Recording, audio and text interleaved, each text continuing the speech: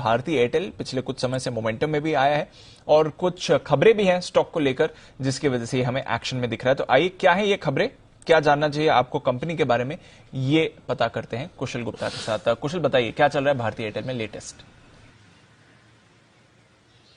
देखिए, भारतीय एयरटेल में जो कॉर्पोरेट स्ट्रक्चरिंग होने वाली थी, जो बदलाव होने वाले थे, जिसकी घोषणा इन्होंने 14 अप्रैल 2021 को की थी, वो ये उसको आगे नहीं बढ़ा रहे हैं। और उसके सबसे बड़े कारण वो ये बता रहे हैं कि अभी जो मौजूदा स्ट्रक्चर है वो डेफिनेटली कंपनी की ग्रोथ के लिए और फर्दर अपॉर्चुनिटीज के लिए वो सक्षम है, तो अपने आप में उनको वो बदलाव की जरूरत नहीं है। और यहां पर अगर आप देखें तो जो एग्जिस्टिंग सेट आगे के लिए बनेगा वो ये रहेगा, सबसे पहला तो कि 4 वर्टिकल्स में कंपनी का कारोबार जो है जारी रहेगा, जिसमें इंडिया, डिजिटल, इंटरनेशनल और इंफ्रा सेगमेंट्स आते हुए नजर आ रहे हैं।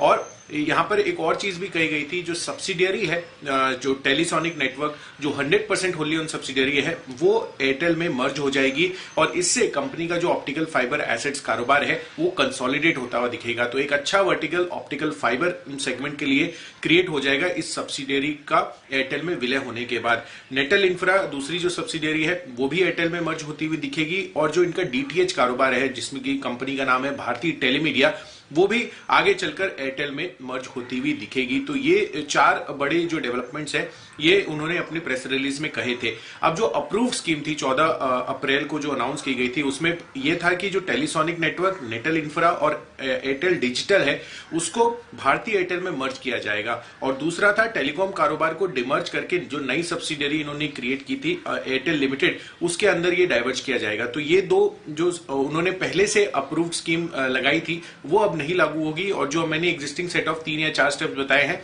वो जो है स्टेप्स लागू होते हुए नजर आएंगे। और ये इसका क्लियर कट इंडिकेशंस इनको दिख रहा है, क्योंकि राहत पैकेज जो आई है उससे कंपनी को फायदा मिल रहा है, जो टैरिफ बढ़े हैं आगे के लिए आरपू भी कंपनी के काफी ज्यादा सिग्निफिकेंटली बढ़ते हुए नजर आएंगे, और जो पेमेंट्स बैंक इनका है वहां पर भी काफी बेहतर प्रदर्शन हो रहा है। और इन सब चीजों को ही ध्यान में रखते हुए ये कॉर्पोरेट स्ट्रक्चर में बदलाव नहीं कर रहे हैं।